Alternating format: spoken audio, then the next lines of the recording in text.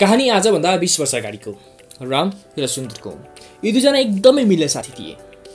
राम एउटा ठुलो कम्पनीमा 40,000 को स्यालेरीमा काम गर्ने गर्थ्यो भने सुन्दर एउटा सानोतिनो कम्पनीमा 20,000 को स्यालेरीमा काम गर्ने गर्थ्यो।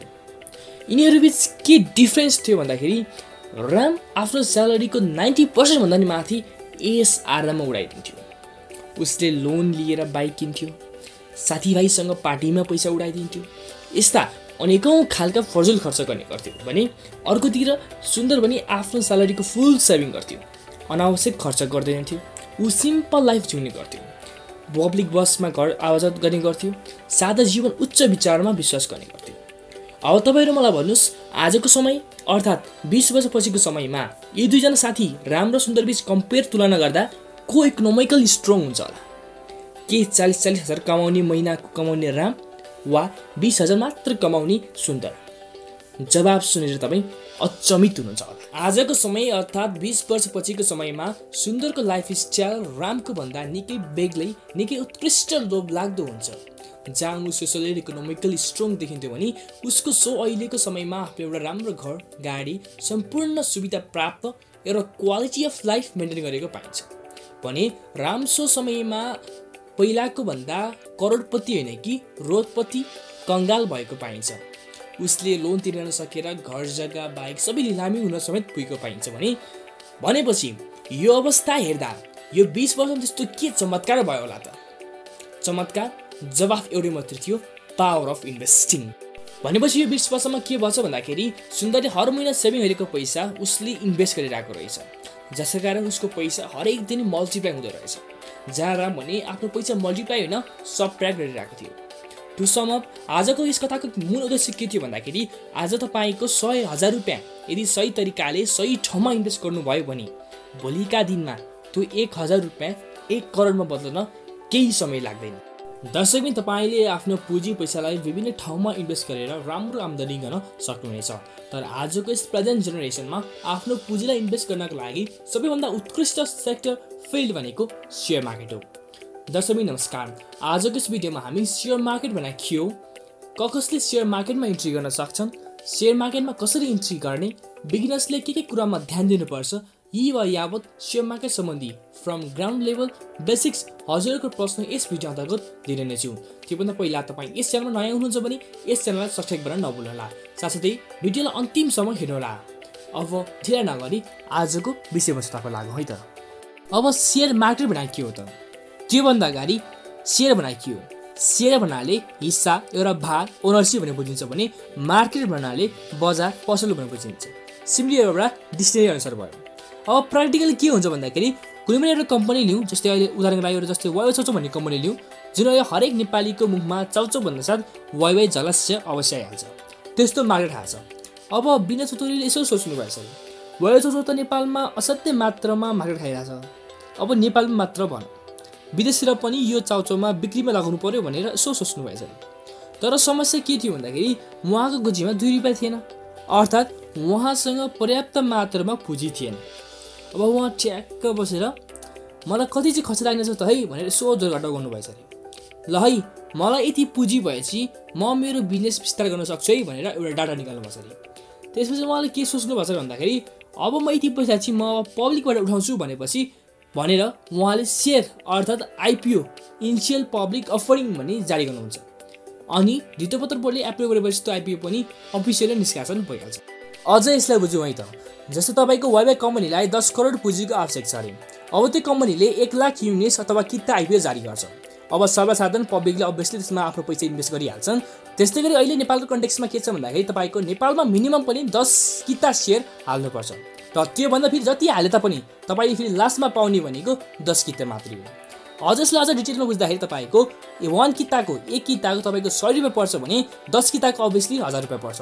त्यस्तै गरी अब 1 लाख किता सेयरमा कतिजनाले पाउँछन् त भन्दाखेरि तपाईँको 1000 लक्कीजनाले मात्र पाउँछन् भने अरू भने खाली हात फर्किन बाध्य हुन्छन्। अरू कुरा नि भनिहालौँ, जो खाली हात फर्किन्छन् उनीहरूले हालेको पैसा उनीहरूकै खातामा फिर्ता जान्छ। सो आइपिओ भन्दाखेरि कुनै नै पनि रिस्क हुँदैन। अझ यसलाई डिटेलमा बुझ्दाखेरि तपाईँको शेयर मार्केट मेनली 2 टाइप्समा डिभाइड भएको हुन्छ। एउटा भनेको प्राइमरी मार्केट, अर्को भनेको सेकेन्डरी मार्केट। अब प्राइमरी मार्केटमा त्यस्तो खासै रिस्की हुँदैन। सिम्पली तपाईको यसमा भनेको आइपिओ हुन्छ, डिभिडेन्ड हुन्छ, म्युचुअल फन्ड, राइट सेयरहरू जस्ता पर्छन् भने सेकेन्डरी मार्केटमा भनेको तपाईको सेयर्सहरूको हेराफेरी किनबेच हुन्छ। तपाईले सिम्पली ब्रोकर आइडी क्रिएट गरेर तपाईले टिएमएस अकाउन्ट खोलेर तपाईले जोसुकै पनि कम्पनीको सेयर किनबेच गर्न सक्नुहुनेछ। यसमा भने हल्का रिस्कै हुन्छ, साथसाथै रिस्कको बदलामा तपाईले यदि राइट सेयर राम्रो सेयर पिक गर्नु भएको छ भने तपाईले राम्रो आम्दानी समेत गर्न सक्नुहुनेछ। दर्शकबिन आइपिओ कसरी बढ्ने, म्युचुअल फन्ड बनाइ के हो, ब्रोकर आइडी कसरी क्रिएट गर्ने, टिएमएस अकाउन्ट कसरी बनाउने, सेकेन्डरी मार्केटमा कसरी राम्रो गर्न सकिन्छ, यस्ता खाली सेयर मार्केट सम्बन्धी सम्पूर्ण जानकारी पक्कै पनि म अर्को भिडियोमा बनाउने नै छु।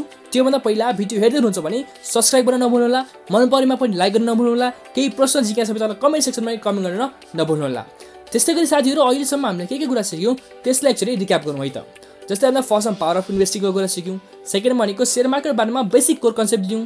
त्यस्तै गरी अब आजको अर्को विषयवस्तुतर्फ लागौँ, सेयर मार्केटमा कसले इन्ट्री गर्न सक्छन् त। सेयर मार्केटमा जो पनि नेपाली नागरिक सबैजना यसमा इन्ट्री गर्न सक्छन्। स्पेसल्ली यदि तपाईँको नागरिकता छ र 18 वर्ष क्रस हुनुहुन्छ भने त झन् 100% तपाईँ बोथ प्राइमेरी मार्केट र सेकेन्डरी मार्केटमा तपाईँको लागि ढोका अवश्य खुला हुनेछ। अब म त साइन्स ब्याकग्राउन्डबाट, मसँग त यसको बारेमा यस्तो खासै ज्ञान पनि छैन। म के सेयर मार्केटमा इन्ट्री गर्न सक्छु, के यो उचित होला भन्नु होला होइन? हो, एकदमै उचित हुन्छ। तपाईँ जुनसुकै पनि फिल्ड ब्याकग्राउन्डबाट भए तापनि तपाईँ चाहे साइन्सबाट होस् वा म्यानेजमेन्टबाट होस् वा कुनै पनि स्टुडेन्ट्स होस् वा रिटायर अफिसर नै होस्, जो पनि यसमा इन्ट्री गर्न सक्नुहुनेछ। सबैको लागि यो एकदमै उचित नै हुनेछ। अब बिगिनर्सले सेयर मार्केटमा कसरी इन्ट्री गर्ने त? यदि तपाईँ बिगिनर्स हुनुहुन्छ भने फर्स्टमा तपाईँको कुनै पनि ब्याङ्कमा आफ्नो ब्याङ्क खाता हुनुपर्ने छ। यदि छैन भने पनि तपाईँले सिम्पली आफ्नो नजिकैको जुनसुकै पनि ब्याङ्कमा गएर खाता खोल्न सक्नुहुनेछ। यसलाई अनि तपाईँको नागरिकता, 3टा पासपोर्ट साइज फोटो, पानीको बिल वा बत्तीको बिल लगेर कुनै पनि आफ्नो नजिकको ब्याङ्कमा लगेर पेस्नु भयो भने तपाईँले सिम्पली आफ्नो पर्सनल ब्याङ्क अकाउन्ट खोल्न सक्नुहुनेछ, जुन हाम्रो फर्स्ट प्राइमेरी बेसिक स्टेप हुनेछ भने। सेकेन्डमा चाहिने भनेको हाम्रो डिमेट अकाउन्ट। तपाईले डिमेट अकाउन्ट पनि आफ्नो ब्याङ्क अकाउन्ट जुन ब्याङ्कमा खोल्नुभएको छ, जुन ब्याङ्कमा रहेको छ त्यही ब्याङ्कबाट सजिलोसँग खोल्न सक्नुहुनेछ। यसको लागि पनि तपाईँले आफ्नो सिटिजनसिप फोटो एट्याच गरेर निवेदन पेश गरेर 100 रुपियाँमै तपाईँले खोल्न सक्नुहुनेछ। अब डिमेट अकाउन्ट बनाएको कुनै ब्याङ्कले चार्ज लिन्छ भने कुनै लिँदैन। अब यसमा विभिन्न अफरहरू हुन्छ। अब that depends upon the service of the bank, त्यस सब आफ्नो ब्याङ्कको सर्भिसमा डिपेन्ड गर्छ। अब तपाईँले डिमेट अकाउन्ट खोल्नुको फाइदा भनेको अब तपाईँले जुनसुकै पनि कम्पनीको सेयर्स आइपिओ हाल्न र किनिबेच गर्न सक्नुहुन्छ। त्यस्तै गरी तपाईँले ब्याङ्कमा एउटा फर्म फिलअप गरेर टाइम लगेर पनि आइपिओ भर्न सक्नुहुनेछ। तर आजको यस अनलाइन डिजिटलको जमानामा तपाईँले घरै बसी पनि यी अनलाइनमा बाटै सेयर निष्कासन भएको सेयर्स आइपिओहरू भर्न सजिलो सक्नुहुनेछ। यसको लागि भने तपाईँले अर्को पनि एउटा काम गर्नुपर्ने छ, त्यो हो हाम्रो मेरोसेयर अकाउन्ट।